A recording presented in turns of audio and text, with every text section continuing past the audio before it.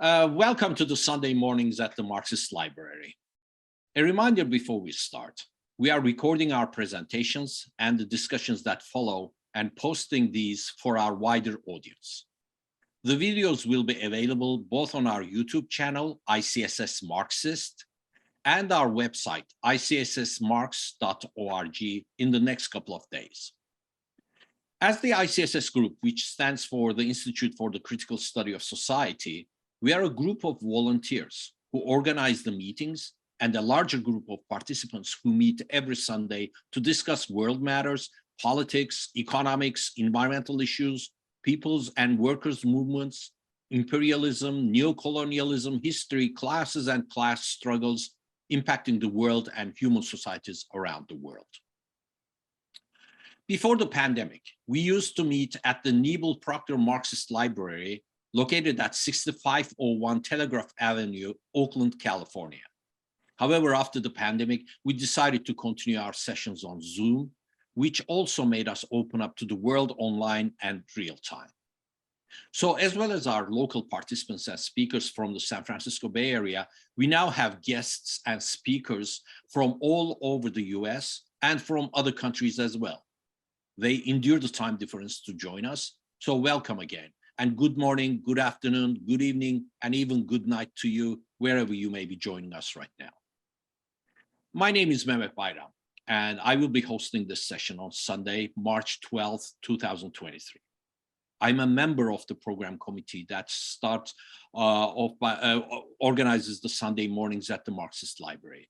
And I'd like to start off by reminding everybody that we always welcome your input, feedback, and suggestions for topics and speakers. You can contact us through our website at icssmarx.org. For over 15 years, Sunday mornings at the Marxist Library programs have been a platform for diverse presentations on a variety of topics. This meeting is a comradely forum for political discourse and debate. The opinions expressed here are those of the participants, and they do not necessarily represent those of ICSS or the Marxist Library. However, we are united in our respect for the work of Karl Marx, and we believe that his work remains relevant today. Our motto is taken from Karl Marx's 11th thesis on Feuerbach. Quote, "The philosophers have only interpreted the world in various ways. The point, however, is to change it." Today's session is called "The Part Played by Labor in the Transition from Ape to Man" by Frederick Engels. In 1876, Engels complained about that idealistic world outlook, which, especially since the fall of the world of antiquity, has dominated man's minds. It still rules them to such a degree that even the most materialistic natural scientists of the Darwinian school are still unable to form any clear idea of the origin of man, because under this ideological influence, they do not recognize the part that has been played therein by labor. This situation remains true today, nearly a century and a half later, as prominent bourgeois institutions entertain us with vivid videos of the latest fossil finds in Africa and elsewhere, without ever mentioning the role of labor in the lives of the people who left these remains. This talk by Professor Eugene Ruyle will discuss Engels' contribution, noting that the spectacular fossil finds since Engels' death in the 20th century has confirmed Engels' brilliant insight that first comes labor, after it, and then side by side with it, articulate speech. These were the two most essential stimuli under the influence of which the brain of the ape gradually changed into that of man, which for all its similarity to the former is far larger and more perfect. Ruyle will also discuss why bourgeois anthropology has neglected the work of Marx and Engels in spite of their obvious importance. Well, our speaker today is Eugene Ruyle. Gene, to his friends and comrades, is an emeritus professor of anthropology and Asian studies at Cal State Long Beach. He was born in Concord, California, east of the Berkeley Hills, and graduated from the University of California in 1963. Without a student debt since the US system was still tuition-free then. He took a few years off to join the Marine Corps from 1957 to 1961, after the Korean War was over and before Vietnam started. He says that even though he's an atheist, he still thanks God that she never sent him into combat. After graduating from Berkeley, he earned his MA from Yale and his PhD from Columbia University in Anthropology and East Asian Studies. He taught for 6 years at the University of Virginia at Charlottesville, but was denied tenure because of what the dean termed his old-fashioned doctrine and incredibly naive Marxism. He spent the next 30 years at Cal State Long Beach, a working-class university, where he taught anthropology and Marxism and was active with faculty union. Ruyle has published several articles in academic journals, including Rethinking Marxist Anthropology and Conflicting Japanese Interpretations of the Outcast Problem. Professor Ruyle has also published the article Labor, People, Culture, A Labor Theory of Human Origins, Yearbook of Physical Anthropology, Volume 20, 1976. We will be posting the URL in the chat today. Engels' article that will be discussed today is the part played by labor in the transition from ape to man, and we will also post the URL on that chat. So with this long introduction, Eugene, my friend, you take over and we'll listen. Thank you. Okay, well thank you very much, Mehmet, and thanks everybody for being here. And thanks for allowing me to speak on what is, after all, one of my favorite topics, anthropology and Marxism. Okay, can we start the slides? Okay, that's the first slide. Next slide. Okay, and that again simply repeats what Mehmet just said, that Engels complained about that idealistic world outlook, which has dominated men's minds, and we're still dealing with that. Next slide, please. Okay, first of all, I just want to mention Marx's turn to anthropology, because after the publication of Volume 1 of Capital, Marx turned to an intensive study of anthropology, especially the work of Lewis Henry Morgan, Ancient Society, research into the lines of human progress from savagery through barbarism to civilization. And Engels took Marx's notes and turned them into the Marxist classics, Origin of the Family, Private Property, and the State, as well as the work we are currently discussing, the part played by labor in the transition from ape to man. Next slide. And that's just a picture of these two books. Next slide. And Frederick Engels' book, which is available online, I believe. Next slide, please. Okay, as early as 1845, Marx and Engels laid out their basic idea here that men can be distinguished from animals by consciousness, by religion, or anything else you like. They themselves begin to distinguish themselves from animals as soon as they begin to produce their means of subsistence, which is really a very deep insight into our human nature, which we frequently think about other things rather than this. Next slide, please. Okay, so I have three parts to this. First of all, the Confessions of an Old Man, me. Next, the Marxist view of human origins. And three, the significance of all this. Next slide, please. Confessions, next slide. Okay, I want to just say, one advantage of being old is I remember some things, and looking back to the political upsurge in the anti-war and political struggles of the 1960s and 70s led to a critical thinking within the academy, so that many of my fellow students were exploring alternatives to the dominant paradigm. Consequently, there were a number of articles discussing the views of Marx and Engels on the question of human origins, including my own, which is cited above. And these included both Marxist and non-Marxist writers. Next slide, please. One of these is, I just want to mention this article by Stephen Jay Gould in Monthly Review, which covers much of the same material we're covering here. And I urge people to take a look at that. The reference is there. Next slide, please. Okay, looking back at this idealist worldview, one manifestation of that was the Piltdown fraud. In 1912, they, quote, discovered a fossil which looked like it had the skull of a human, but the jaw of an ape. And this fit in with this idealist worldview because it confirmed, first of all, that our brains turn human, and then the rest of us turn human.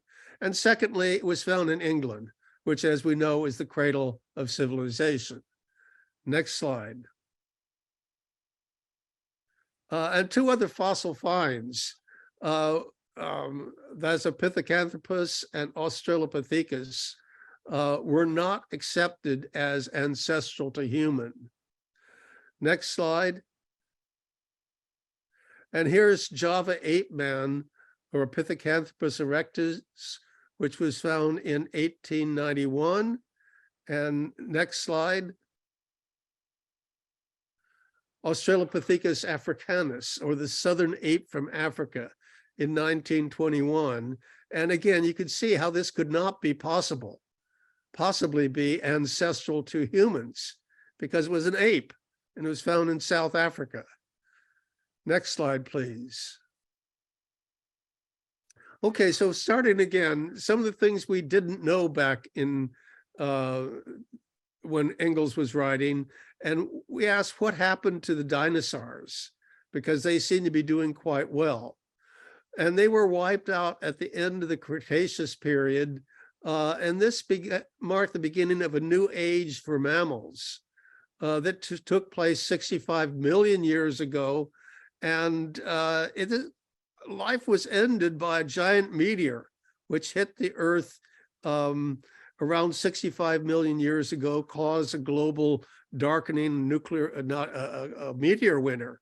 And they didn't know about this in Engels' time. Evidence was only discovered in the 1970s. So here's a picture of the meteor. And I understand there's another meteor out there that may approach the Earth in 2046 or something. So anyway,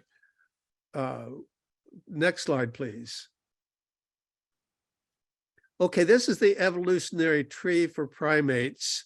And you can see basically the earliest common ancestors, something like 85 million years ago. And then you see the primates emerging around 65 million years ago, after the dinosaurs were wiped out, clearing the way for us. Next slide, please. And here's our ancestors, ancestor of all mammals, I believe, but Pugatorius, 55 million years ago. And this guy was a nocturnal creature, apparently. And this is our ancestors. This is what we looked like. And he may not seem like much, but this was a noble creature that really took care of its young, it raised its young. And without these creatures, we would not be here today. Next slide, please. Okay, we could skip over this. This is just a list of the species of humans, and I have a critique of species, the species concept in anthropology, which I think can be talked about if people are interested. But I think part of this is that the classical definition of species is that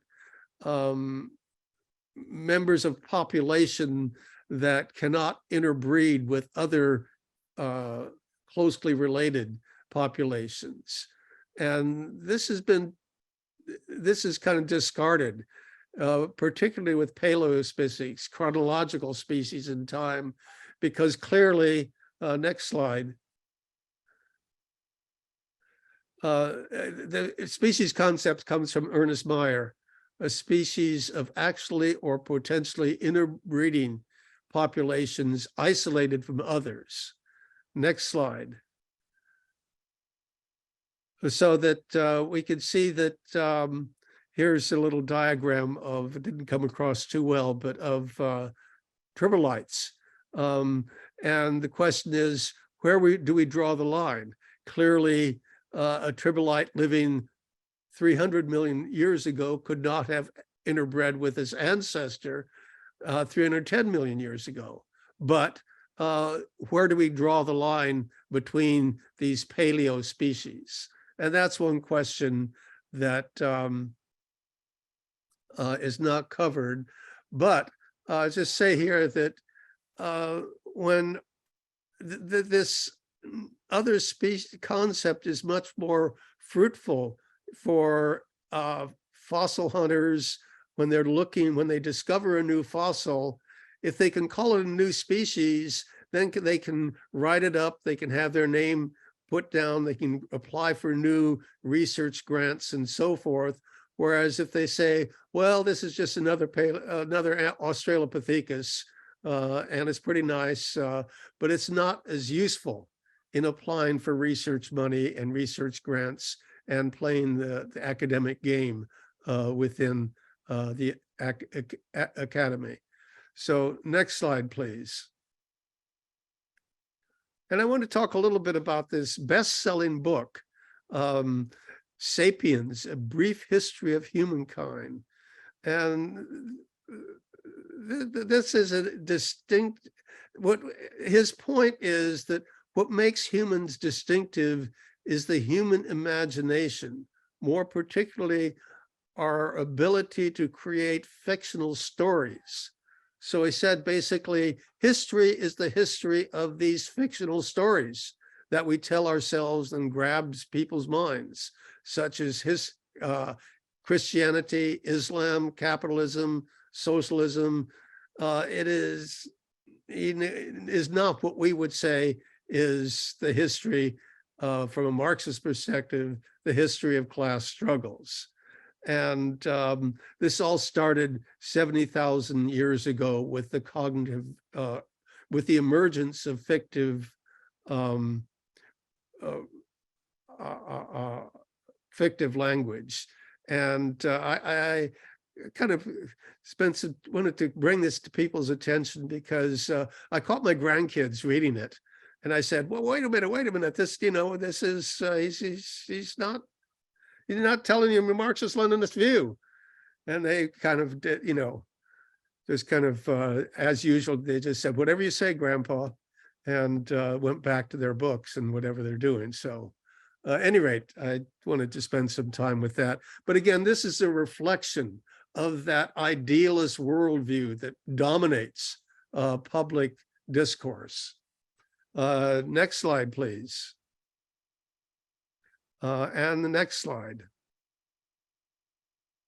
Okay, so this is kind of just the history that you could see in the archaeological record of showing that how our tools have been modified over time, the progressive development of our productive resources, our productive forces, as you can see in the tools that people use. The first were the Olduvai tools found in Africa at Olduvai Gorge in East Africa. 2.6 million years ago. Next slide, please. The stone hand axe, Acheulean tools, you can see much more finely made, 1.6 million years ago. Next slide. These were the upper Paleolithic tools. They were cutting edges, 80,000 to 40,000 years ago. Next slide. And these are more recent, 11,000 to 17,000. And you can see they're pretty elaborate. They are projectile points, they're spear points, harpoons, and a wide variety of tools for the more effective exploitation of the environment in our subsistent technology.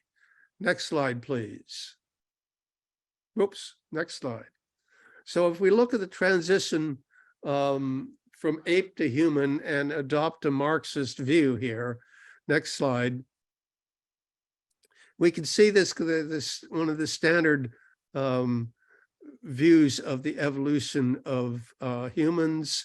And you can see it started to walk on two legs. They should be showing him carrying a little hand axe or a little digging stick there, but they don't.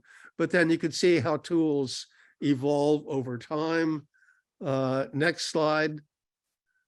That's just an update of that. As our tools become more intellectual, we spend more time sitting down at our computers. Next slide. Okay, and one of the points that I think is really important is one of the things that Morgan stressed and other people's have stressed is that in the beginning, people cooperated. They were basically communists. You know, in bourgeois anthropology, you know, and the bourgeoisie likes to acknowledge that we're apes, and therefore we have this ape-like ancestry and so forth, and bestial, which fits in with what the bourgeois self-conception. However, our ancestors were also communists. And I think it's worthy bearing that in mind, that they looked out for each other. They took care of their children. They shared what they produced with each other. And you could see them gathering around the campfire here, sharing the products of their work. And sometimes people call them primitive ancestors, primitive communists. I don't like that term because primitive indicates that they are in some way undeveloped, not as sophisticated and intelligent as us. And all the evidence from hunting and gathering peoples indicates that they are, in fact, just as human. They have all the feelings and sensitivities that civilized people do, perhaps even more so. So that's why I prefer the term ancestral communists. Life may have been brutal and short, as Hobbes says, but as Rousseau tells us, these were noble savages, and they were our ancestors, and I think that needs to be respected. Next slide, please. Okay, this this ancestral communism, this as a social order, persists in horticultural societies. Here's the Iroquois longhouse, but you can see here what's happening is this is a longhouse. They have lots of stuff. They have a house. They have canoes. They have all these various things that they have accumulated. It's still ancestral communism, and the Iroquois are sort of the type example. Lewis Henry Morgan was worked with the Iroquois Indians. He was a honorary member of the Iroquois. So but they're kind of the type example of a communal society. And they're interesting because in some ways they are the mirror image of our own patriarchal bourgeois society. Mirror image, on the one hand, everyone is equal. There's no class distinctions. And secondly, men and women are equal, that basically men did not rule over women. If anything, women ruled over men. Men made war and things like that. But if the women were displeased with the way that the men were running society, they simply voted him out of office. It was known as knocking his horns off. So they're kind of an admirable society, I think, that's worth spending time reading about and learning more about. Next slide. Okay, let me divert a little bit here for talking about language, because the other thing that, can we take a look at the next slide? Okay, yeah, Engels stresses the importance of language here.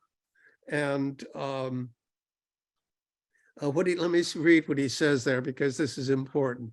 He says that the development of labor necessarily helped to bring the members of society closer together by increasing cases of mutual support and joint activity, and making clear the advantage of this joint activity to each individual. In short, men in the making arrived at the point where they had something to say to each other. Necessity created the organ. The undeveloped larynx of the ape was turned slowly but surely, transformed by modulation to produce constantly more developed modulation, and the organs of the mouth gradually learned to pronounce one articulate sound after another. Comparison with animals proves that this explanation of the origin of language from and in the process of labor is the only correct one. The little that even the most highly developed animals need to communicate with each other does not require articulate speech. In its natural state, no animal feels handicapped by its inability to speak or to understand human speech. And that's Engels' point here. Can I take a look at the next slide? And I think I want to look more closely at language here, because this is, again, is one of the things that Engels stresses makes us human. And the first of all is the principle of linguistic relativity. You don't see anything like a primitive language anywhere.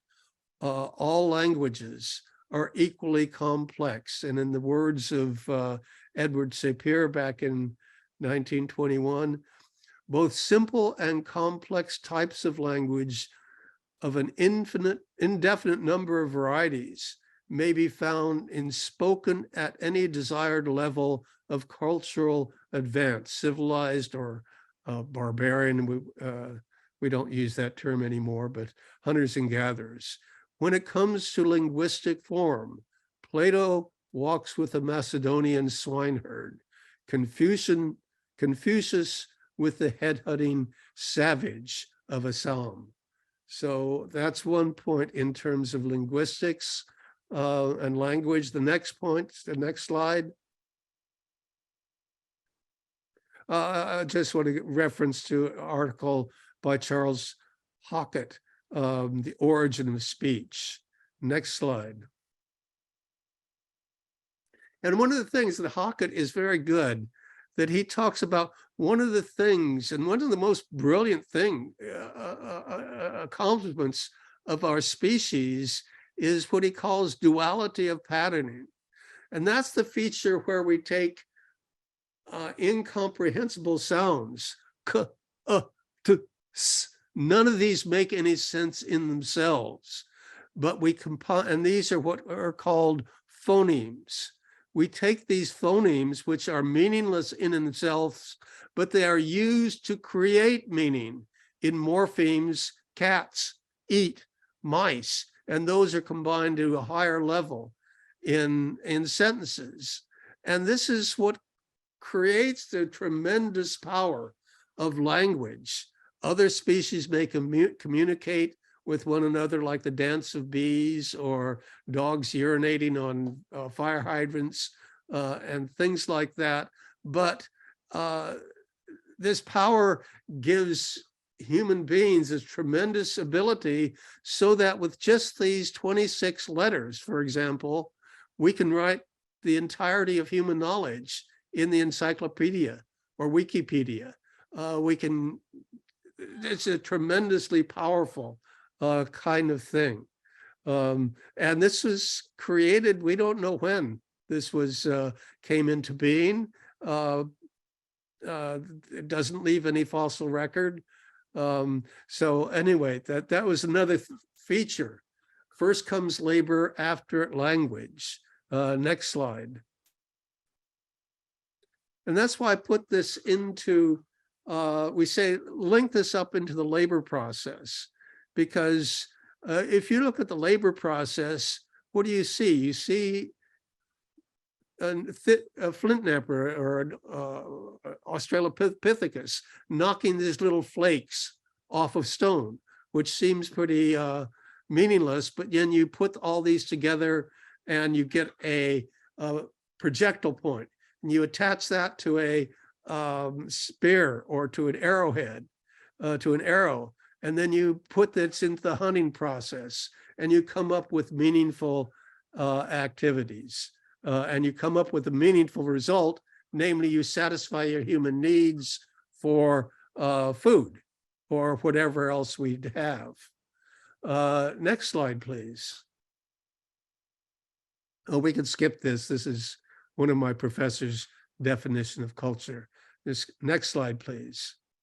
Okay, so that's kind of the two things that make us human. And Engels didn't have the fossil evidence. He didn't have the archaeological evidence. As we stress, none of this was available then. But now we have a fairly good sequence that our common ancestor lived about 7 million years ago. And then that was replaced with a pre-lithic stage when people lived by collecting without the use of stone tools. Australopithecus, 2.5 to 1.6, Pithecanthropus, 1.6 to about 100,000 years ago, anatomically modern humans that were indistinguishable from ourselves appear about 300,000 years ago. Then there's the Upper Paleolithic, more elaborate stone tools, the Neolithic Revolution about 10,000 years ago, the Urban Revolution, and the rise of cities and the rise of class societies, and finally the rise of Western imperialism. And as Marx stresses, this wasn't because Westerners were smarter than other people. He talks about the history of the rise of Western civilization, as Marx stressed, was written in the annals of mankind in letters of blood and fire. And he describes this in these chapter 8, I believe, of Capital, which is one of my favorites. Next slide. Okay, here's our common ancestor, bonobos, kind of closely related to chimpanzees, sitting each other. They're social creatures, but they don't share food. They're not as hyper-social as we are. Next slide, please. Well, this is an interesting thing I just wanted to mention here. Part of this decisive transition, there's this woman and teaches at Davis, Sarah Hrdy, and her theory is there's no reason why humans should live past our reproductive age. Both men and women continue to live even after they can no longer reproduce. And this makes no sense. from an evolutionary natural selection process unless they were in some way contributing to the success of their own offspring, which we see that's one of the things that grandmothers always like to do and grandfathers like to do, is take care of their grandchildren, not only their own children, but their grandchildren. And this is a unique feature of human beings. And when we start to share what we have with our children and grandchildren, this forms the care with sharing with other adults. And this is, one could go on and on about this, but we should move on. So next slide, please. And here's the pre-lithic stage. You can still see this today as, I think this is a Kung woman, a Bushman woman in the Kalahari Desert, digging for tubers. Next slide. Well, this is just, I put this in here. This is one of the most complete fossils known of Australopithecine, 3.2 million years ago. And it's named Lucy because the archaeologists, while they were digging when they found this fossil, they were playing the Beatles song, Lucy in the Sky with Diamonds. So that's a little tidbit. Next slide. Okay, this is just an artist picture of life and labor among the Australopithecines. You can see they're wandering around together, gathering food, taking care of their infants. And that's life and labor among the Australopiths. Next slide. The discovery of fire. Again, Engels notes the importance of this. And this dates back clearly 300,000 to 400,000 years ago, associated with Neanderthals, but other evidence shows that the control over fire goes back perhaps 1.5 million years ago, going back to Homo erectus and the Pithecanthropines. Next slide. The invention of the bow and arrow, which many people see as diagnostic of modern humans and the upper Paleolithic, was first used in Africa of all places, 72 to 60,000 years ago, and forms part of the upper Paleolithic period. Next slide. And Neanderthals were pretty decent people. We think of Neanderthals as kind of crude, the alley-oop cartoons you see, but in fact, they were very sophisticated, caring people, very much like ourselves. It's been said that if you put a suit on a Neanderthal that was alive today, they could be easily sit in the board of directors of any corporation or the US Senate or other organizations. But they were very sensitive people. They buried their dead. Neanderthal burials show evidence that they buried their dead in a particular position and actually threw flowers on the grave. And here's a picture of Neanderthal jewelry. Next slide. It says it's this very sophisticated upper Paleolithic cave art. This goes back to 20,000 years ago. But again, these still, actually the cave in which these are found is made a World Historical Site by UNESCO. And you can't get in there anymore because it's, they need to preserve. They have air conditioning in that cave to preserve these works of art. Next slide.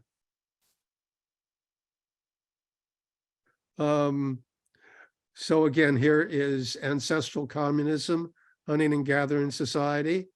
Next slide. And horticultural society, the Iroquois again, lots more stuff here. Next slide. And here's more of the horticultural area, more villages, people beginning to accumulate. You see some monumental architecture back there, a temple. We see chiefdoms and incipient social classes. Next slide. Just another village here. Next slide. And at this point, as people settle down and begin to accumulate, this stimulates what Marx called the most violent, mean, and malignant passions of the human breast, the furies of private interests. This passion for accumulation leads in turn to the emergence of what I call the male chauvinist warfare complex, in which bodies of armed men are formed to raid other groups, kill the men, rape the women, and bring the women back, women and children back as slaves. Thus, the slave is the state, and this is the origin of the state in Engels' view and correct view, I believe, and it still is. The state is formed with a monopoly of violence. However, violence alone cannot rule unless it is legitimate. And this is well understood by theoreticians attached to the Catholic Church.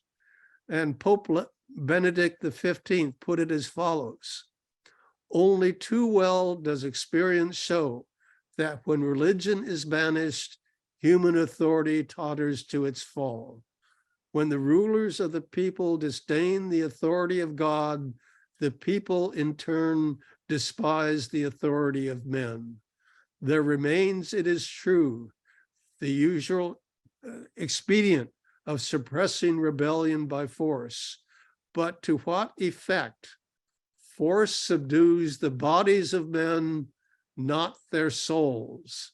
And the implication is quite clear that if you need to subdue the bodies, the souls of human beings, you need some way to get inside their heads and define reality for them. And the church satisfies this function. And it's been taken over by the mass media and other organs in modern society. But again, this function of legitimation is not to be neglected. Next slide. Okay, so that begins the agrarian era, what I call the area of patriarchy and class rule, otherwise known as civilization. And here's the Aztecs with a very complex civilization there. Next slide. And we see here the structure of all societies. You can't see that too well, but you see the pharaoh is the top. Under that, priests and nobles, scribes and other people, farmers and herders, and then there's unskilled laborers and the proletariat and outcasts at the bottom. And that's the structure of all class societies, including our own. Next society. Next slide, please. Okay, so here's the industrial era, and you see mass machines, the way people work. Next slide. And here's production, the forces of production, and we see the capitalists controlling these means of production. Next slide. And here's the capitalists again, controlling not only production, but controlling the schools, controlling the legislatures, controlling all the political bodies. Next slide. And that leads us into the industrial era and modern civilization. And I took this as a picture of Shanghai, as a type of the modern city. Next slide. Okay, so now we've reached a stage where it's possible to take care of everybody. at a very high standard. And I quote our Buckminster Fuller, you know, selfishness and war are obsolete. It's a matter of converting the high technology we have from weaponry to livingry, namely to living our own lives. Next slide, please. Okay, and I just wanted this, I put this in here to again look at the accomplishments of labor. Look what's been accomplished in this, one of my favorite productions, Tchaikovsky's Piano Concerto. And you see, this is not possible with that organ of human labor, the hand. She is playing the piano with the hand, and the piano is also a product of human labor, as is the musical instruments and so forth. And you can look, first of all, the tremendous amount of labor that is embodied in this musical performance, and also the organization of labor, which is truly mind-boggling. And this flows from that simple act where people first started making these little stone tools. Next slide, please. Another expression of the tremendous power of our productive system, the supply chain that supplies us all with our little goodies that we know and love so much. And again, a Chinese port. Next slide, please. Okay, the significance of all this. Next slide. What Engels says is worth bearing in mind. Let us not, he says, flatter ourselves overmuch on account of our human victories over nature. For each such victory, nature takes its revenge on us. Each victory, it is true, in the first place, brings about the results we desired. But in the second and third places, it is quite different. Unforeseen effects which only too often cancel the first. Thus, at every step, we are reminded that we by no means rule over nature like a conqueror over a foreign people, like someone standing outside nature, but that we, with flesh and blood and brain, belong to nature and exist in its midst, and that all our mastery over it consists in the fact that we our advantage over other creatures of being able to learn its laws and apply them correctly. Next slide, please. And so I put this quote from another fellow. It's one thing to analyze our tools by these extinct hominids, and it's another thing to ask what their significance for contemporary society is. And the development of technology allowed humanity to diverge toward an alternative pathway from all other forms of life on Earth. We now hold the responsibility to wield this power in ways that will be beneficial and sustainable for all life. And next slide, please. And as we know, we haven't been doing a very good job of it. The four horsemen of the apocalypse, as in the good book in Revelations, I believe, the book of Revelations, conquests, war, famine, and death. That is what you could see in our species. Next slide, please. And even one of the most tremendous advances in understanding reality, Albert Einstein's famous discovery of relativity and so forth. And what did we do with that? Next slide.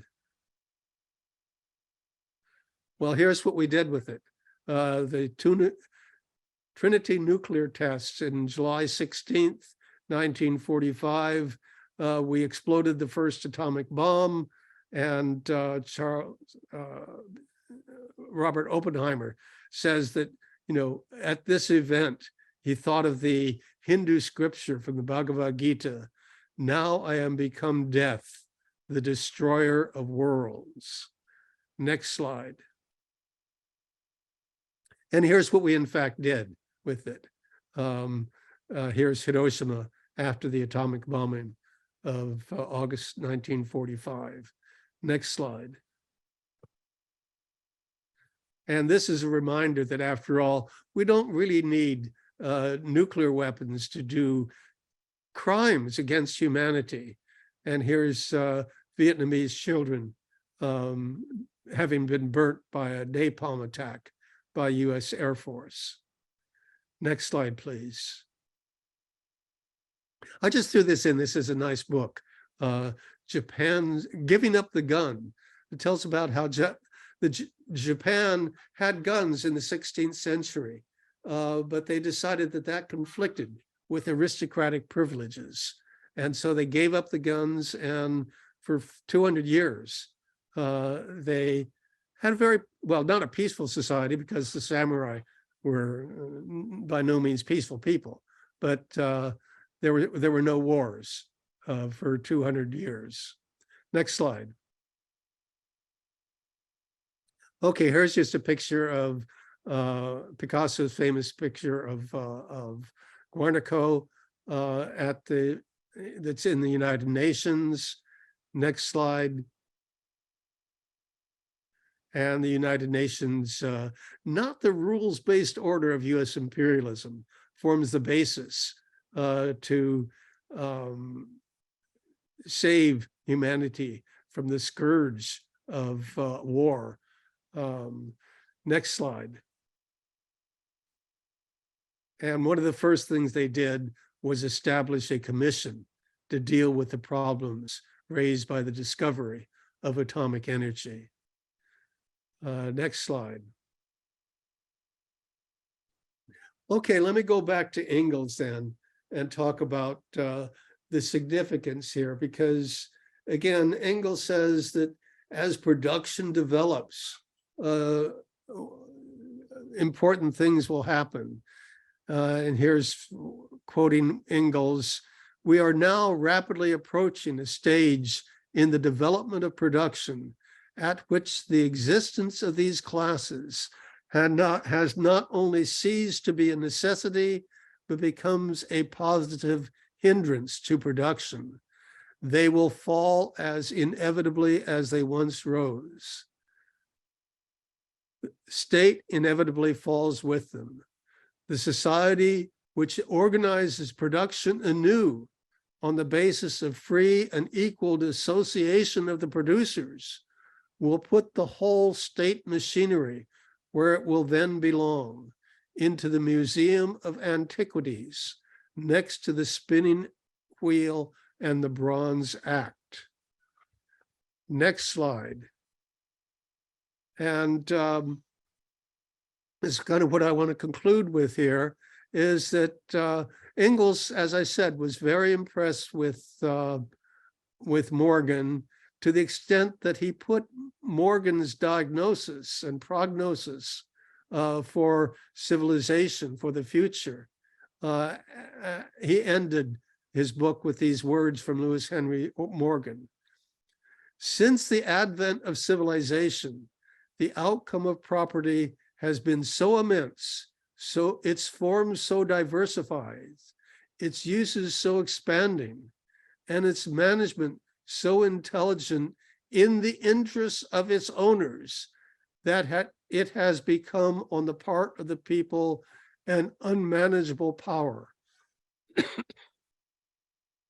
The human mind stands bewildered in the presence of its own creation. The time will come, nevertheless, when human intelligence will rise to the mastery over property." Next slide, please. "A mere property career is not the final destiny of mankind if progress is to be the law of the future as it has been of the past.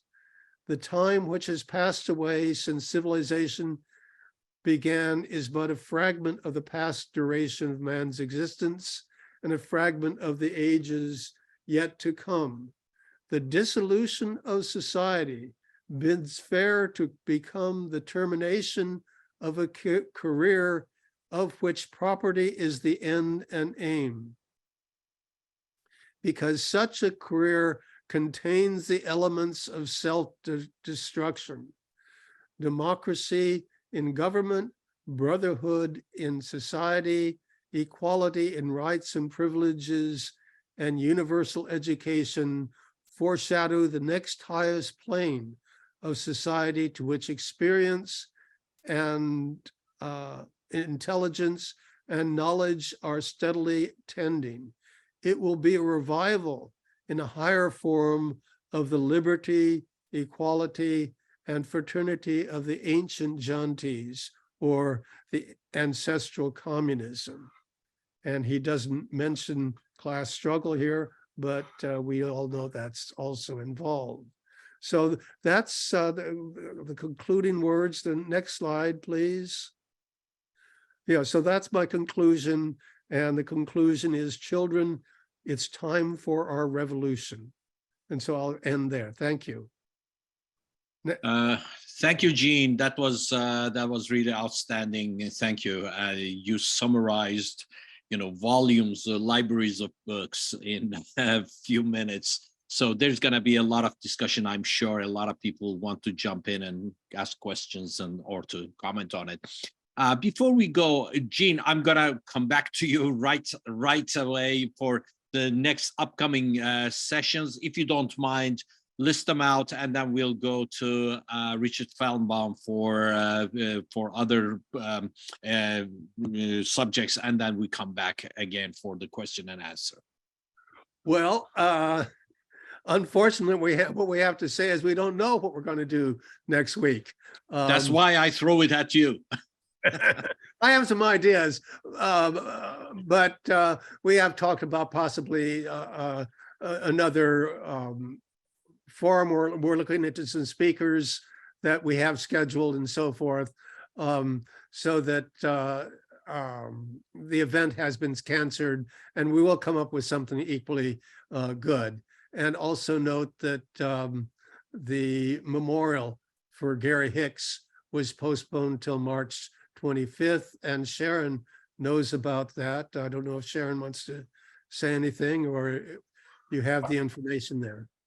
The information is in our latest announcement. Thank you, Gene. And my email is in there, and anyone can respond if you want to get the Zoom link. We're having it.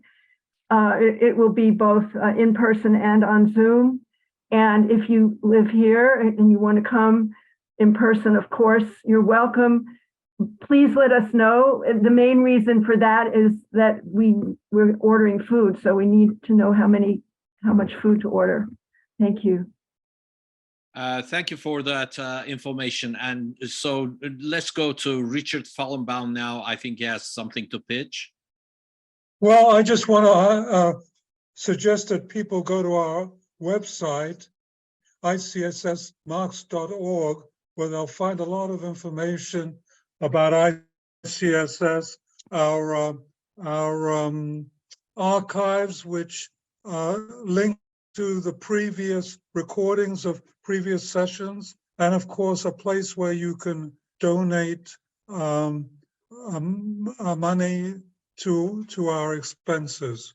So and other quite useful information. That's ICSmarks.org. You can also, if you're not on our mailing list, you can get the links, announcements of our meetings, and you can sign up there also. Thank you. Back to you. Thank you, Richard. So now we're going to go to the question and answers and comments.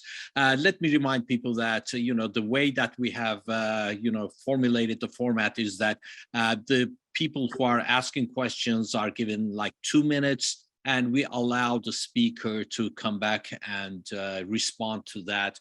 So I'm going to start with Raj, Yusuf, and Roger first. the first three, and I will be keeping time. Go ahead, Raj. Okay, first thing I wanted to mention to everybody that Sharath Lynn, who was scheduled to speak on 26th, has agreed to speak on the 19th. And when we meet, our committee meets tomorrow, we'll discuss it. But most likely, I mean, that's Sharath will speak in one of those 2 dates, likely on the 19th, if the committee approves that change. And the 26th, we'll have to figure out what we're going to do. So that's first thing. So about Gene, thank you very much. Very informative, very well articulated, very well with your slides, a lecture that really I learned a lot. I have seen some of it before, but you put it all together in a brilliant way that only you can. So I want to thank you for this. Now, about human society's evolution and direction, what is interesting is as we develop, and we have still capitalism as the main mechanism of production, it seems like the contradiction between human life, in fact, all life, and these mechanisms of production are in conflict to the point of almost has endangered our existence as all living beings. So what is interesting is that this evolution is coming with a kind of a fatal flaw. So as a person, as a very eminent person of academic achievements, how do you see it, this contradiction? Why is this contradiction continuing when in fact it should have been over? Because if we're brought to the point now that if I were to quote Russian president, should nuclear weapon war occur, because it's recent, others have said it before, no one will survive. That is the power of destructive power we have achieved, which was expressed in Bhagavad Gita's statement of Krishna at some point where I have become death. By the way, that quote is actually trying to convince the fighter Arjun that he should fire upon his relatives. And Arjun is not convinced that he should fire upon his relatives, who had, of course, become bad people. But ultimately, the whole thing was that Krishna was trying to convince him there exists a God. And he finally says, I am God. So there is a contradiction there. But Thank anyway, you, Raj. that's a aside. So if you could respond to that, Gene. Thank you. Well, thank you, Raj, for your generous comments. And yeah, but basically, I agree with you, what you said. And, in terms of the, Engels' point is, we will rise, and he quotes Morgan, we will rise to the mastery of this horrible thing we've created. And, he says democracy and government and so forth and education. But again, as I stress, he left out class struggle. Class struggle is very important. And the other interesting thing is, I think I pointed out before, is the very first thing the United States did after it exploded the bomb in Hiroshima, bomb in the Trinity bomb in New Mexico, was they lied about it. They sent out a news flash saying, oh, a lot of people may have seen a big flash in the sky in Southwest. That was this little ammunition shed that exploded, not to worry. So anyway, they told a lie, and they've been doing that ever since. Thank you, both Raj and Gene. Okay, Yusuf, it's your turn. Unmute yourself. Unmute yourself. No. Unmute yourself, Yusuf.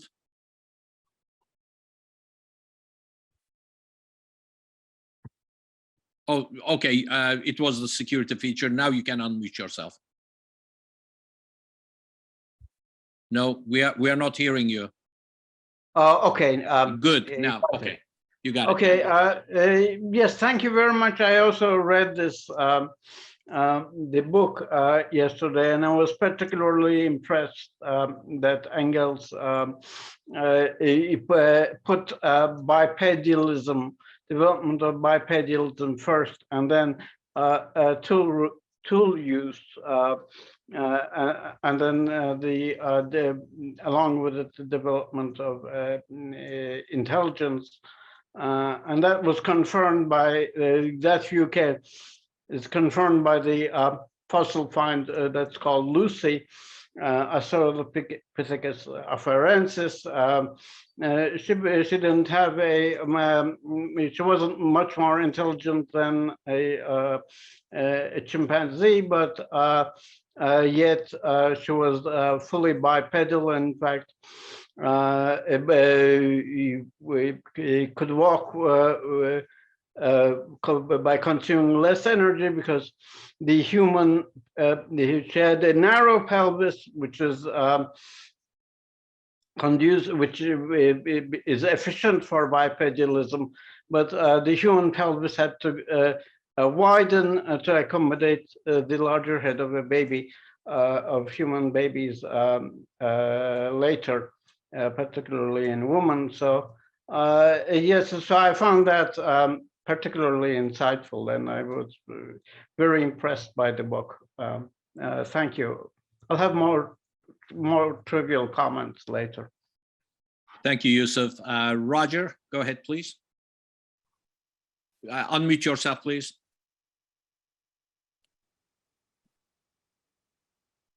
You should be able to. Go ahead. Okay, thank you. Yeah. Yes, I'm sorry. The host had muted me, so Yeah. I wasn't able to unmute until just now. So thank you, Gene. I wanted to comment on two things. One was the grandmother thesis, and the other was the thesis about upright posture and bipedalism. And in 2 minutes, I probably can only do one. So let me start off with the grandmother thesis, which I think is correct. But you may have misstated it, because in humans, only females become sterile at a certain age. Males actually continue to produce viable sperm throughout their lifespan. But the importance of this is, and it's sometimes called the wise woman theory, is that actually the existence of menopause, where the female of the species becomes sterile at a certain age, is fairly unique in mammals. There are very few examples. Humans are one, orcas are another, elephants are another. The idea there is that even after women become not reproductively capable, they are still important for the species, because they the idea is that, and this is why it's called the wise woman thesis, is because they still have knowledge which they impart to their offspring and their offspring's offspring. And it's kind of collaborated by the fact that orcas too have that type of society, where you have a society where the female orca is the dominant one in the pod, and it teaches the other orcas how to survive and be good orcas. And the importance of it is that you wanted to preserve that wisdom by having the mechanism of menopause, as opposed to having, with most mammals, they're reproductive all through their life, but then their lives are shorter because of the cost of reproduction. So I mentioned that. I think I'm probably out of my 2 minutes, but I'll come, if I can come back later and comment about this theory of bipedalism, because that also has another gender related thesis that's become popular, at least among modern anthropologists. Thank you. Thank you, Roger. Now I have on the stack Richard, Laura, and Karen. Go ahead, Richard, please. Unmute yourself. Yeah, thank you. Thank you, Gene, for your presentation. At some point, you made a kind of short shrift over something that I was hoping you'd comment a little bit more on. I think at around midpoint in your presentation, I think it was around slide 50 or 55, something like that. You quoted from the German edition of Capital, a preface to the German edition of Capital, of the church and the state and the rise of hierarchical society. And it seemed to me that that was quite a jump. And that's really important. That the transition to that was not really, you didn't really elaborate on the transition from the primitive to this the church state rise. Could you maybe go into a little bit more of that, if you would? Thank you. Yeah, shall I jump in? Yes, please. Go ahead, Eugene. Yeah, a couple of things. First of all, on bipedalism, yeah, I think there's a lot more that needs to be said in terms of bipedalism. One advantage of bipedalism, which Engels pointed out, I think, was that it frees the hands, and that means we have to do something with our hands, and you make tools, carry tools, and so forth. So that's important. Another feature that we didn't, and also this grandmother theory, that I call it the grandmother theory, that, living beyond your reproductive years being useful in terms of knowledge and childcare. There's a woman at Sarah Hrdy at UC Davis, I think, has written a lot on this, and I found her work to be very illuminating. In terms of the rise of the state, I quoted that from Marx about the most vile, mean and malignant passions of the human breast, and this passion for accumulation. Engels goes into that a lot more in Origin of the Family, Private Property in the State, and basically, he talks about bands of armed men going out, and that is the basis of the state. So I think one could go on and on about that, and Engels' book, Origin of the Family, Private Property in the State, says a lot more about that. The other thing is that I think one of the features of humans is other apes basically have an estrus period when their genitals become inflamed, and that's when they are reproductively active. So they signal this hormonally, and this estrus period has been lost in human females by the fact that we don't know when women are ovulating or whatever.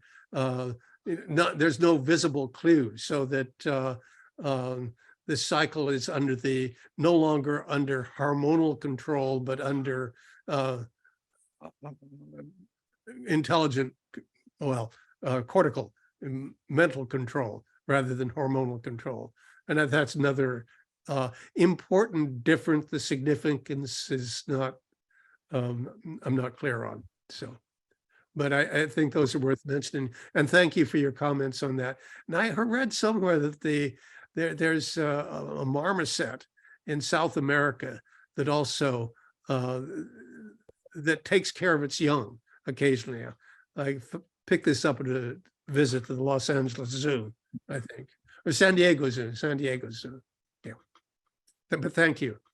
Yeah, thank you, Roger and Jean. Laura, you're next. Unmute yourself and go ahead, please. Very interesting. I think anthropology is extremely interesting. And one of the things that I noticed whenever I would have a political discussion with somebody, often they would end with, well, you can't beat human nature, or you can't fight human nature, or, well, that's just human nature. And so I'm wondering if you are familiar with, or if you've read, Rutger Bregman is a young Dutch historian, and he wrote Utopia for Realists first, that was focused on universal basic income and practical real life examples of that, as well as 15-hour work week and open borders. But then he got this pushback about, well, human nature, humankind, so he wrote a book called Humankind.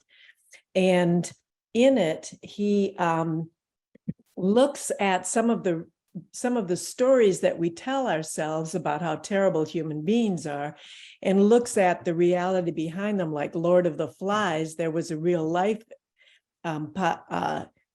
instance of where some boys were stranded on an island, and they became very cooperative. The Stanford prison experiment, he talks about the Milgram experiment, Kitty Genevieve's, various things like that, about how we are not as bad as we think we are. And I think that one of the things that stands in the way of us changing toward a better world is that we go, well, those people are terrible. Most people are, and stuff like that. And so I'm just wondering whether you're curious about it and how you feel about that whole concept. Thank you. Yeah, thank you. I think, there's a lot of misuse in pop psychology and pop anthropology and so forth about, our human nature being, aggressive and so forth. And I remember I listened to one of my colleagues, happened to catch one of her lectures, and she said when large groups of people get together, they just naturally form hierarchies. And to that I would say, well, yeah, but if Newton believed that apples just naturally fall from trees, he never would have discovered the laws of motion and so forth. And the same way, if you say that, well, people just naturally form hierarchies, well, okay, but how do they do this? What are the mechanisms by which they form these hierarchies? And everywhere you could see that wherever you see hierarchies, you see definite institutions, various plunder, rent, other kinds of things where people exploit people, where there's an instrument of the state of violence to enforce these inequalities, and the church to make people think, oh yeah, those billionaires really deserve all the money they get. So there's all these mechanisms to control people's minds that is important. And the other thing I want to mention, there's an interesting book by, well, if you look at, compare hunting and gathering peoples with horticultural and class structured society, quote, civilized people, it turns out that hunting and gathering societies live a much more egalitarian sharing. They live according to, the biblical idea, share and live, and, everybody comes together and shares what they have equally.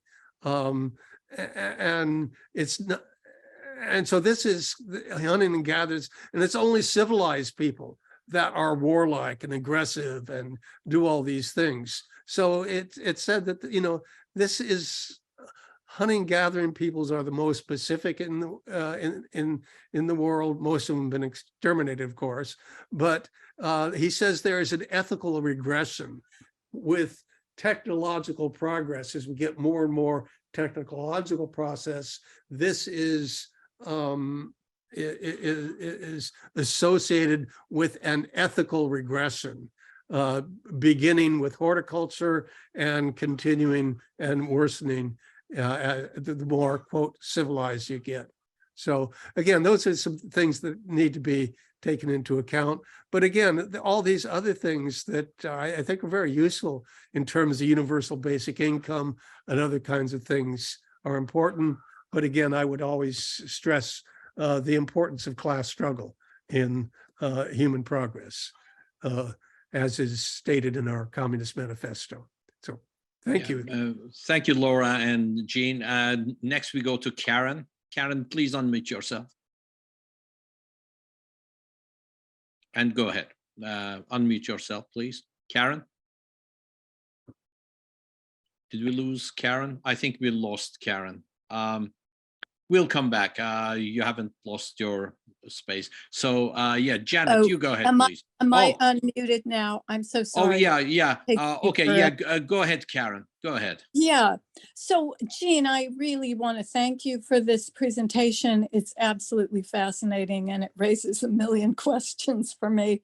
Because when I read books about physical anthropology and so forth, and I'm interested in the subject anyway. And I read your article, which I thought was fabulous.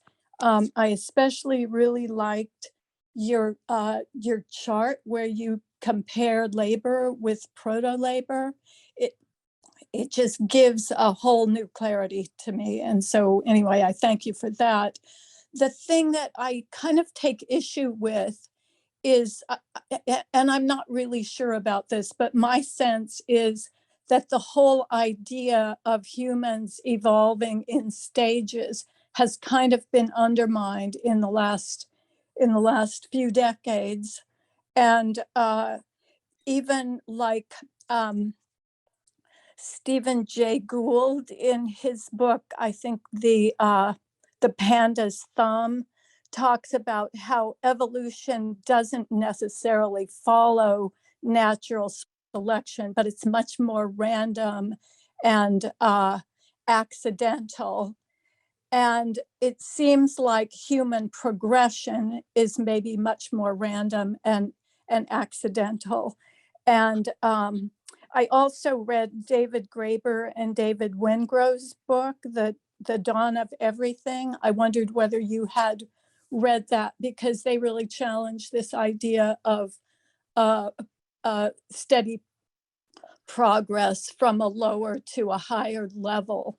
And I'm interested to know what you think about that, if you've read the book, and then, or generally what you think of those ideas.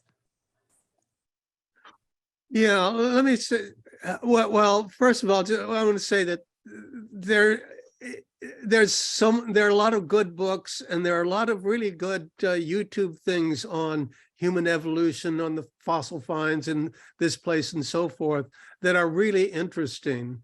And but again, they're fascinating, but they don't deal with this fact of labor, our dependence on labor, which is so important. And once you start having labor, then you can get to the exploitation of labor and other things like that. On Graeber, I've read his book on debt, which I think is great. I can't get into the other book. What I forget The Dawn of Everything.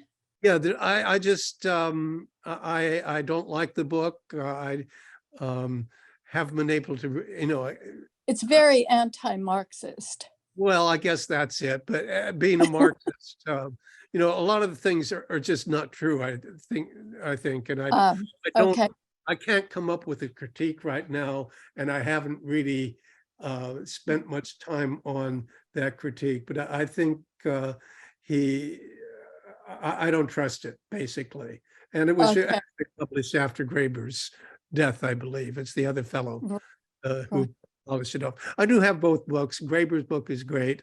But again, and in terms of Stephen Jay Gould, he's very good, and I really appreciate everything that he says. But I think the theory of evolution wins out, that natural selection is what's going on in terms of the physical evolution of human beings. And then, and that by about anywhere from 50 to 300,000 years ago, our physical evolution was complete.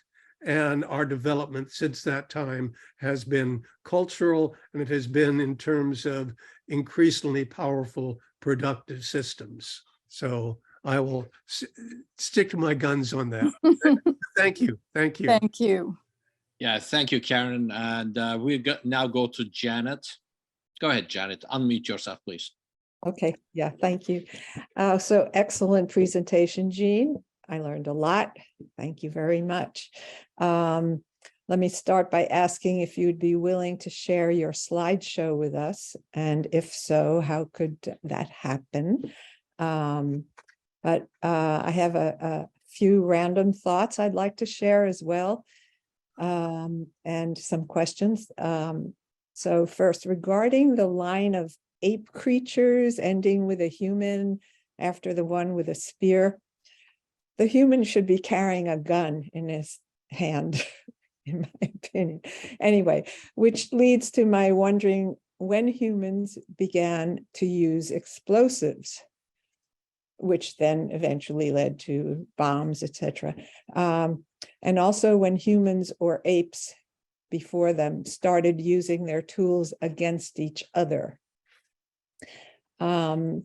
Regarding your inclusion of Yuval Noah Harari's work on human beings being unique in telling fictional stories, which I think is major propaganda kind of thing. Perhaps lemmings were capable of telling themselves fictional stories. Anyway, but I began wondering how many of the images you showed, like the ones on ancestral communism, may also be portrayals of fictional stories. And other than the cave art, who painted them? And then you referred to Western civilization. Does what you presented apply to Eastern civilization? And then I'll end. Something that seems to be evolving is the development of technology that does not require the hands, like what Stephen Hawking used. Or on the negative side, turning humans into tools themselves, like with brain implants. I'll end there. I know I said a lot, but. Well, thank you for your comments. I appreciate those, and not sure I can respond to all of them. But let's see, what was the first, in terms of gunpowder, I know, and civilization, you know, all human societies are products of class struggle, but that class struggle takes different forms in the West and the East, in China. And in China, it has emerged to a distinctive civilizational form. So that, you know, whereas in the West, you have all these barbarians making war on each other, killing each other, fighting all these wars and developing military technology to kill each other. The Chinese have a much more humane thing that they've developed for whatever reason, a civilization that is harmonious. They have the written script, so that they invented gunpowder, for example, something like 800 AD or something, and many other inventions, the compass, and there's so many inventions in China. But they didn't use it to kill people. It wasn't until it came over to the West that, oh, we can use that to, you know, explosives, we can bomb people, we can kill people, and so forth. So that's, you know, that I don't believe that we Westerners and Anglo-Saxons are, you know, by nature warlike. But there is something that we, you know, in America particularly, we take it in with our mother's milk almost, and it's deplorable, and we need to organize against that. And I forget what else you would ask, but the fictional stories and the artwork. Oh, the artwork. No, the art is definitely, you know, was made by people, and some people think it was a kind of hunting magic, that they were drew themselves killing these creatures because that was what they wanted to happen. So some people say that, some people just think they just thought it was pretty and they liked it. But again, the stories I tell are not fictional. They are the truth. I deal in nothing but the truth, as you know. I'm just saying the pictures, the actual paintings Are, you know, who painted them? And They were hunting and gathering peoples, and it's pretty amazing because you know, apparently some of these kind of artifacts and pictures they drew, you have to crawl back in these caves, like, you know, where it's dark for, you know, hundreds of meters back there to get to these places. So how do these people find them? That's a good question, which I don't know. And there's lots of really good, I'd say very interesting YouTube portrayals of all this, that you could just sit and watch it for hours. But as I say, they don't talk very much about the labor process. So, yeah, I hope that answers your question. But Harari's book is very popular. Much more popular than Engels, unfortunately. Yeah, thank you, Gene. I have several hands up, but Kit has not spoken yet, so I'm gonna give her the priority. So go ahead, Kit. Unmute yourself, please. Hi, good morning, Gene. Thank you very much for your presentation. This discussion can take us in a variety of directions, and I'm sure I have comments about different areas that you spoke of, but I'll be a little more specific here. And I just want to state that elephants are the other example of a matriarchal society where the elephants have their matriarch teach the younger female elephants to take care of the young and the ways of the wild. And they live long, so they have very good memories. But on another topic, on the evolution of language by humans, do you think that the Chinese language will take over English as the international language at some point? And let's say I also want to comment that animals like the whales and other species, including our own pets, have language that we may not completely understand, but it's been proven that our pets can understand our language, even though they don't have our vocal cords. So, and also that crows in Japan bow to each other much more than crows in the United States. So I'll just end with that. Thank you, Gene. Yeah, and dogs in Japan speak differently. They say wan wan. They don't say bow wow. So that's another, you know, way in which animals get into this. And again, I'm having some memory lapses here. What was the question again? The first question? Oh, Richard, please. Okay, my only question is really the evolution of language of humans. Do you think the Chinese language will overtake English as the international language at some point? Okay, on the evolution of language, you know, partially that's interesting because, you know, language does not leave any archaeological record, no material record. So it's open in terms of when it appeared. And, you know, 50,000, well, clearly older than 50, 300,000 or 3 million years are equally good. But it's so complex that it really is interesting. And I think, as Engels says, it's tied into labor. And Chinese, you know, I would think it would be it's becoming much more popular, particularly with the way China is making all these advances in terms of the Belt and Road Initiative, in terms of what they're doing, in terms of getting the Saudis and the Iranians together and peacemaking around the world. So it may well become our universal language. So it's good. We should start boning up on our Chinese. Okay, thank you, Gene. I have 4 hands up, no, 3 hands up now after Kit, and all have spoken before. So I'm gonna ask if anybody who has not spoken, if they wanna put their hands up now. Otherwise, we are going to the second phase where people can comment. Okay, if not, I have Raj, Roger, and Yusuf on the stack. Go ahead, Raj. Thank you, Gene.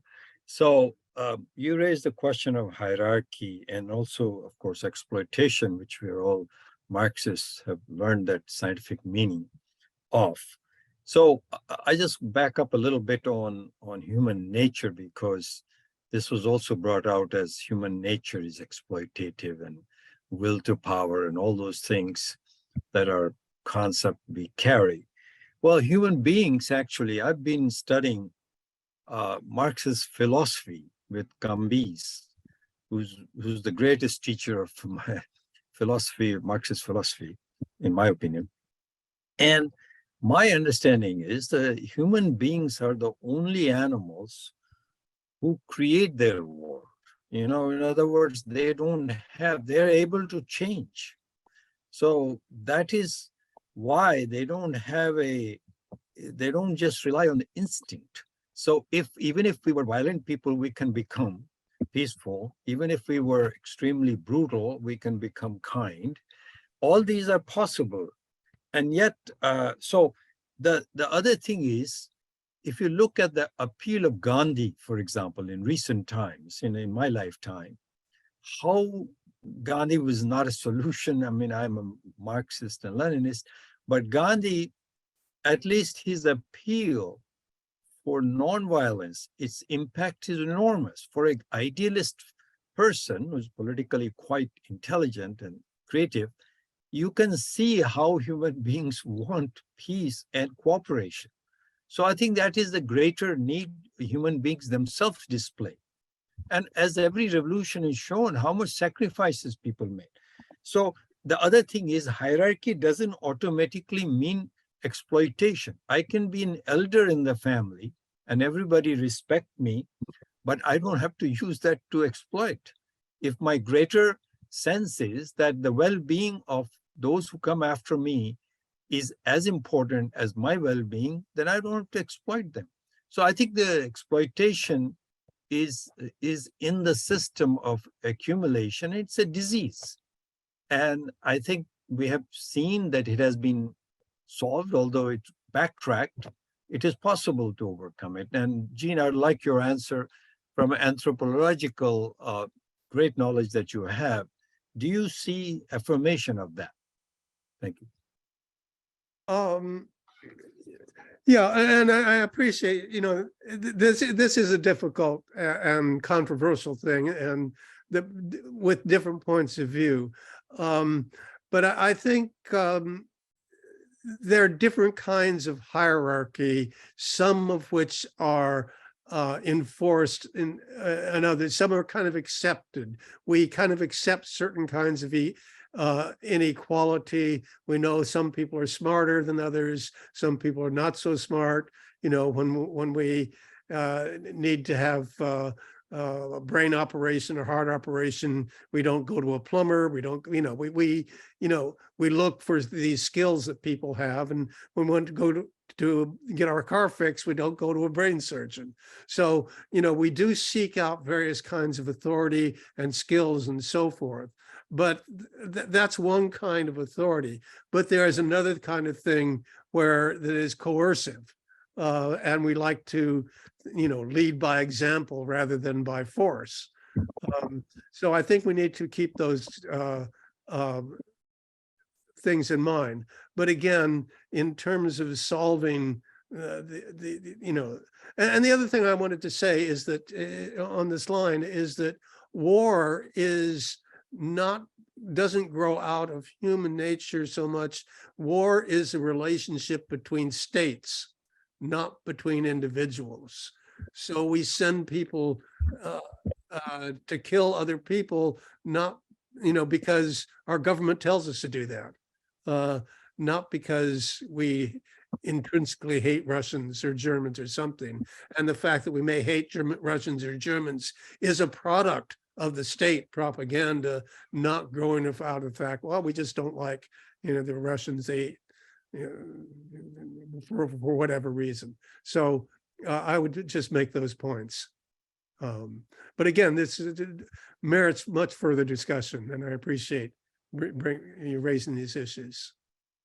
Thank you, Gene. I have on the stack Roger, then Yusuf. Go ahead, Roger. Unmute Okay, yourself. thank you, Mehmet, and thank you, Gene. I wanted to raise this another theory of bipedalism, and it's something that modern anthropologists have been talking about. I was wondering if you had any thoughts about it. It's not a competing theory. I think it's a compatible theory, because I think, you know, in evolution, there's not like a single cause. There's a convergence of causes. So the predominant and earliest theory was the tool making, and I think there's probably some very good evidence that the tool making frees the hands and therefore encourages bipedalism, or which comes first is another question. And we see this particularly like in the tooth morphology, the jaw morphology of humans compared to other anthropoid apes, where male and female jaws and teeth are almost identical, actually identical. And that's almost, we don't see that in any of the other anthropoid apes, and usually not in other mammals, that males and humans don't, that males and humans don't have big canine teeth, which would be used in combat, male-to-male combat, and it's thought that the loss of enlarged canine teeth had to do with tool making, where tools were used, sticks and stones, for instance, in male-to-male combat, in the evolution of human hominoids. But another theory, which I think is fascinating, and that has to do with bipedal ability, has to do with child raising. And as you mentioned, amongst the anthropoid apes, the humans, they don't have an annual estrus cycle. They have a continuous estrus cycle. The female humans are receptive year round, as opposed to females of other anthropoid apes, which are only receptive and reproductively active part of the year. And that relates to our reproductive strategy, which in ecological terms we call it R-selective, rather than K-selective, but basically it means human beings have lots of children compared to other apes. We actually have a shorter birth interval than even the chimpanzees. And the other thing that was related to that is that we're the only naked ape, the only not ape that's covered with fur or hair. And that means that our offspring have to be carried. They can't grasp on to the mother and be carried. And particularly for hunter-gatherers who continually move around, it's sort of interesting to think that the humans had to carry their offspring around rather than their offspring grasping onto their hairy bodies and being carried around. So all those things converge to a complementary theory of bipedalism, which is that human beings have high reproductive rates compared to other apes, and the young have to be carried by the parents. They can't grab onto the parents as they do with other apes. And related to that is the fact that 2 minutes. Our young, I'll just finish here with our young don't have prehensile feet. So we can't use our feet to grab onto things, whereas other apes can. So I was wondering if you were familiar with those views and whether you had any thoughts on them. Thank you, Roger. Thank you so much. I know of those views. I'm sort of familiar in that I've heard read some things about it, seen some videos on them, and not sure what to make of all of them. On bipedalism, there are advantages to bipedalism, partly in that it frees the hands, but also walking is a very efficient way in terms of thermodynamics. You burn less energy walking or running than you do if you walk than a chimp would on four has to knuckle walk or walk on 4 limbs. So it's very efficient. It's good for long distances. Many living hunting and gathering peoples, they can basically, when they see a large animal, they can just run them down, because like if it's an antelope or something, they'll run, but they can run fast for maybe a couple 100 yards, but then they get tired. But humans, because they can run long distances, part of the idea about losing our fur is that this makes them more efficient in terms of, cooling themselves when they're running long distances. And eventually, they can run these long distances, but the animals just become exhausted and collapse. And then they finally are just able to kill them. So there's a lot of things going on there, and you're right. And I've read a lot of these theories in terms about the, estrus period and the fact that women are either, I don't know whether they're continuously sexually receptive or unreceptive, depending, but, it's different among humans. And that's important in terms of the investment we make in terms of our children. And I think Adam Smith says something, I was going to throw it in there, but he says that, humans are the only creature that remains where the adults continue to interact even after they separate from their mothers. Because once humans grow up, we continue to share food and do other things with other adults, whereas apes don't. They don't share food. And that's linked in here somehow, but I haven't thought that through clearly enough. And a lot of this material, is post Engels, that Engels, a lot of this information was not available to Engels because all these studies about primates and primate studies and archaeology and fossil record and so forth, and genetics. Genetics, the modern theory of genetics wasn't until the 1920s, I think, that there was a really modern synthetic theory of natural selection. So anyway, thank you.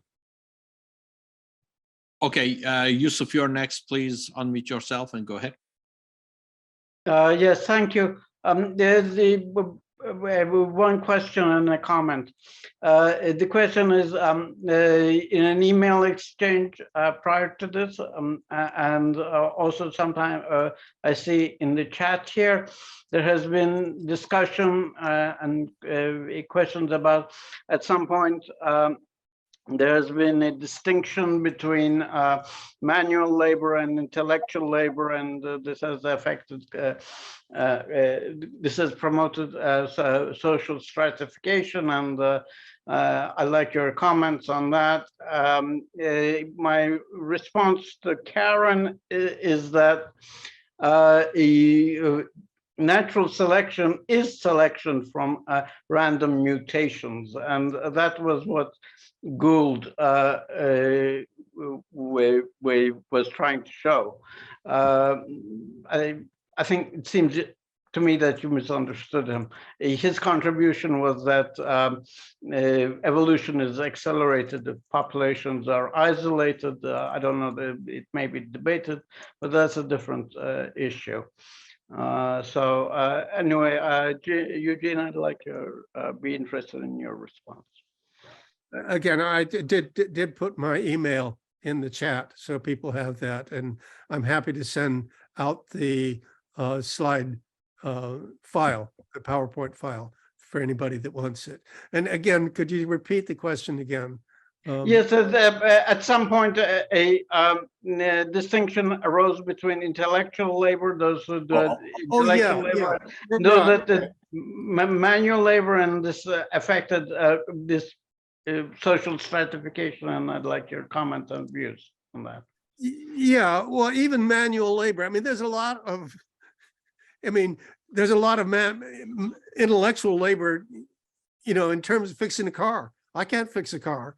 So that, the distinction is sort of artificial in our society. And I know Marx, I was looking for the quote because Hegel had the idea that labor created human beings also. But Marx says that, well, for Hegel, labor was mental labor. For him, labor was things to do, was human people's minds laboring that created humans. But, the idea that manual laborers that did work with their hands, because, the times for Hegel, this was beneath contempt. So Marx makes this concept point somewhere, and I looked for it and couldn't find it. So, but yeah, I think the distinction between manual and intellectual labor is something that fits into our current life, our current power structure, labor market, and so forth. I mean, most of the work people do doesn't really need a college degree, but we are very much a credentialed society. Yeah. Yeah, thank you, Gene. Janet, you are next, and we are approaching the end of the session, but go ahead, Janet. Okay, thank you. So piggybacking on what Roger brought up about humans not having hair, full body hair, fur, etc. Wondering if you have done any work on the evolution of clothing, human clothing, like, well, uniforms but fancy clothing, royal clothes, which kind of emphasize class structure and like that. No, I have. It's an interesting topic. And I remember there's an article by an anthropologist, Alfred Kroeber, after whom Kroeber Hall on the UC campus was named, but he did a study of dress styles among women, the fluctuation, and had these ideas about the length of women's dresses fluctuating in a regular way. If you chart this over the last few centuries, and he makes the comment that here we have a race of beings that can't, that make all these pronouncements about world peace and world government and so forth, and they can't even determine the length of their own skirts. So it's a kind of male chauvinist approach there. But I haven't studied that in any systematic way, although some other people do have. I just might mention that naturalists, some people think of them as nudists. One of the things that does, or they believe in, is that it doesn't separate people based on how good their clothing is or whatever. Everybody's equal that way. Yeah, thank you. Last hand up is Karen, and then I'm going to ask Gene for his last remarks. Go ahead, Karen, please unmute yourself.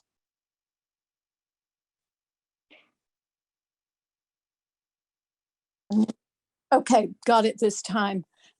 So I just wanted to respond to you, Seth, and it's possible I misunderstood Stephen Jay Gould. I'll go back and reread what I was referring to, but the impression that I have is that mutations are adopted by an organism, but they're not necessarily beneficial.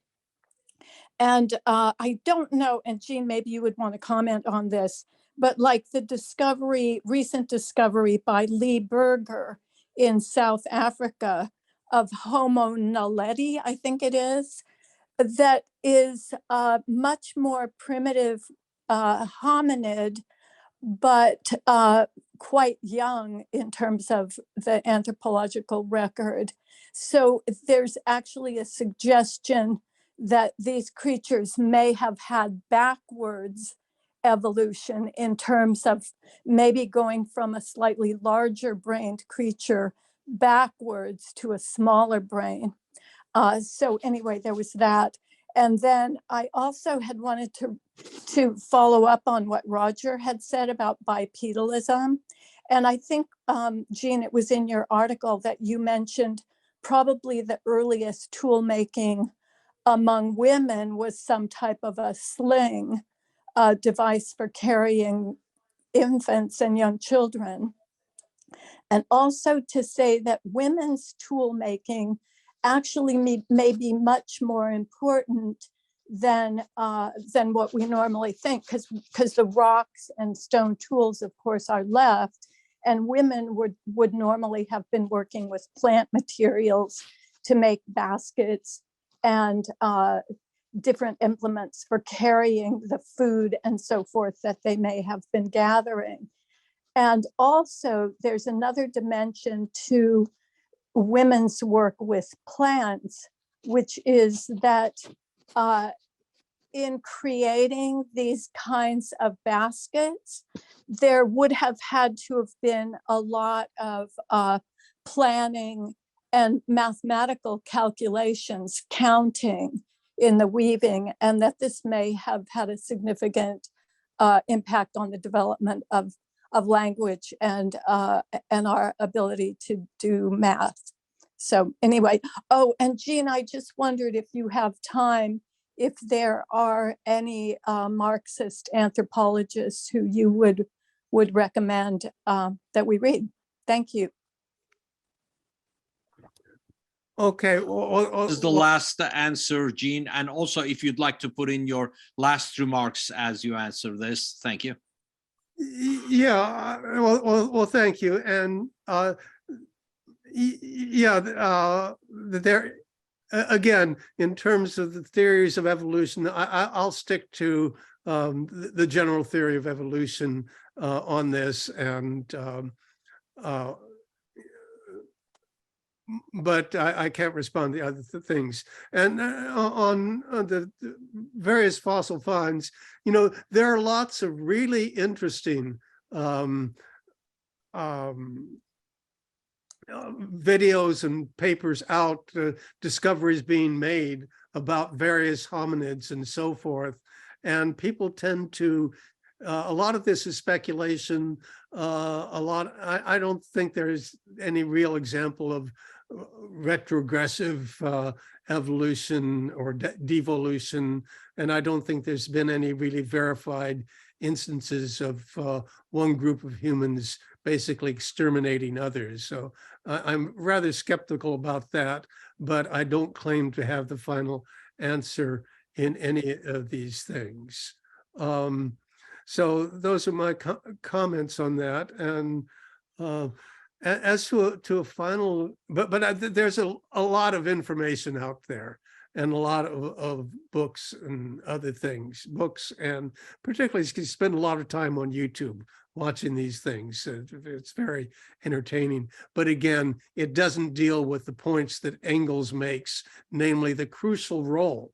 And we tend to forget about the crucial role that labor plays in our existence. So and then I'll leave you with the final point that Lenin, whom we all admire, was himself a great admirer of Engels' work on the origin of the family and the private property and the state. And I think in State and Revolution, he, pays homage to Engels' work in this regard. So this is time well spent in dealing with these topics. And thank everybody for your comments, questions. I enjoyed this. And thank you very much, Jean. Really appreciate your very informative session.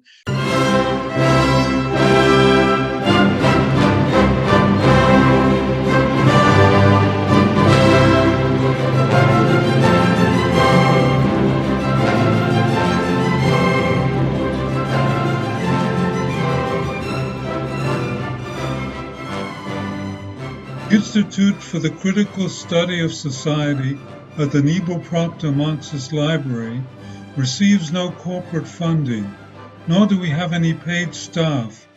We rely on the support of working class folks that share our commitment to the socialist legacy of Karl Marx. We continue to need funds to meet necessary expenses. Since we can no longer pass the hat at our in-person forums, Please send contributions to our treasurer, either online via PayPal or by check. The PayPal ID is ICSS Sunday, SUNDAY, @yahoo.com. And the name is Richard Fallenbaum. And checks may be made out to Richard Fallenbaum and sent to him at 1225 Nielsen Street, Berkeley, California, 94706. Fallenbaum is spelled Fallenbaum. To donate directly to the Marxist Library, send a check to the Nebel Proctor Marxist Library at 6501 Telegraph Avenue, Oakland, California, 94609, or directly or donate online at www.paypal.me/npml. For information, write to npml at marxistlibr.org, and the website is marxistlibr.org.